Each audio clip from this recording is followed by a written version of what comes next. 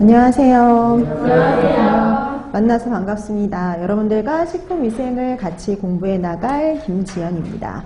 자, 우리가 이제 42회 영양사 시험을 대비하려고 이제 이 자리에 같이 모였는데요.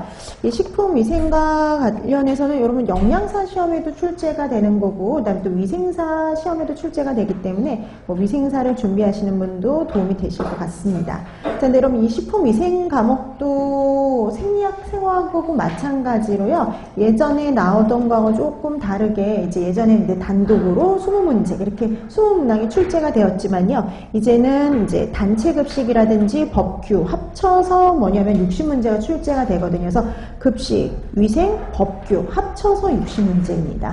그래서 식품위생도 보통 이제 한 12에서 한 15문제 정도 출제가 된다라고 보시면 될 것 같아요.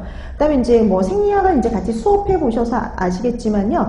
수업하는 방식은 똑같이 진행이 된다라고 생각하시면 될 것 같아요. 똑같이 이론 먼저 하고, 그 다음에 그 이론에 해당하는 내용을 바로 그날의 문제를 풀어가지고 되도록이면 그날 했던 내용은 그날 또 복습이 되게 하고요. 그 다음에 또 마찬가지로요.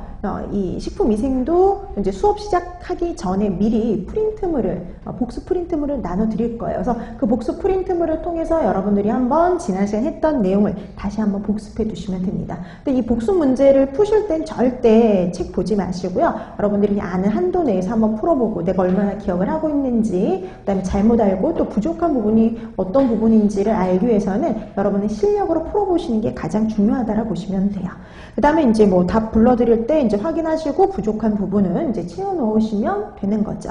그래서 똑같이 생리학과 똑같이 수업은 진행이 되는데요. 대신 이거는 한 달에 뭐 한 과목씩 이렇게 하는 게 아니라 식품위생은요 2달 동안 그 식품위생 한 과목이 진행이 됩니다. 그래서 좀 그 생리학, 생학보다는 좀 더 뭐가 있냐면 여유가 있는 편이에요. 그래서 이제 이 식품위생 같은 경우에는 이제 여러분들도 뭐 그냥 2달에 그냥 한 과목이 진행이 된다 이렇게 확인해 두시면 될 것 같아요.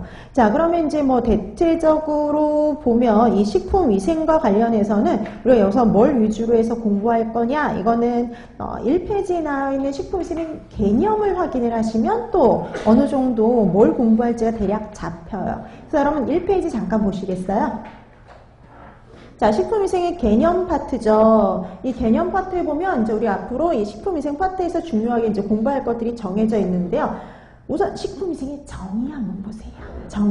정의를 보면 식품위생법에 나와 있는 정의를 보면 식품위생이란 식품 첨가물, 기구, 용기, 포장을 대상으로 하는 음식물에 관한 위생이다 이렇게 되어 있죠. 그러니까 여러분 우리나라 법에는요 대상이 잘 정의되어 있어요.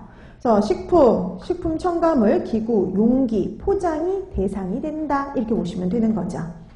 그러니까 우리가 뭐 식품위생이라 그러면 식품은 당연히 들어갈 것 같은데 그거 말고도 첨가물, 기구, 용기, 포장 이런 게 다 같이 들어가요. 그래서 이제 여러분들이 그 식품위생 법규도 배우시잖아요. 법규 같은 데 보면 식품위생 법에 보면은요 이런 표현 되게 많이 나오거든요. 식품 등 이런 표현이 되게 많이 나와요. 법규에 식품 등 이런 표시가 나와 있으면 뒤에 첨가물, 기구 및 용기, 포장이 생략된 거라고 보시면 돼요.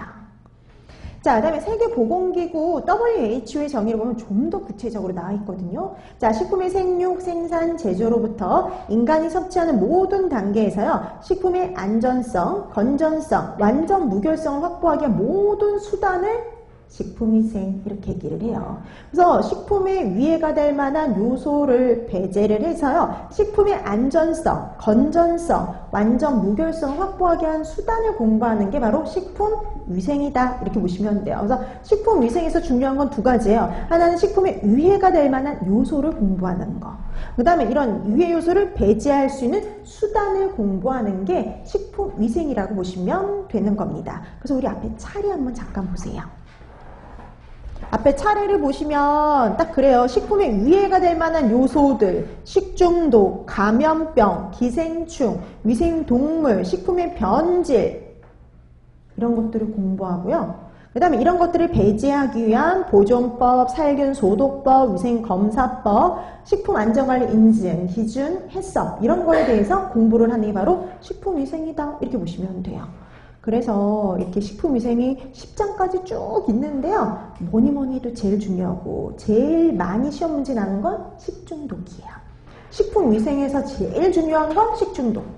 그러니까 이게 예전에 20문항 정도 나왔을 때 7, 8문제가 다 식중독에서 나왔었거든요. 근데 지금도 문항 수가 줄었지만 그래도 가장 많이 나오는 건 누구냐면 식중독이에요. 그러니까 작년 문제를 봤더니 한 6, 7문제가 식중독에서 나왔어요. 그러니까 나머지 거의 한 문제 정도의 수준, 그 정도 수준이라고 보시면 돼요. 그래서 식중독에서 대다수의 시험 문제가 출제가 됩니다. 그 다음에 이제 우리 또 이게 덜 중요한 파트 중에서 더 안 중요한 파트들 있잖아요. 그런 것들이 좀 있어요. 그 8장, 9장 좀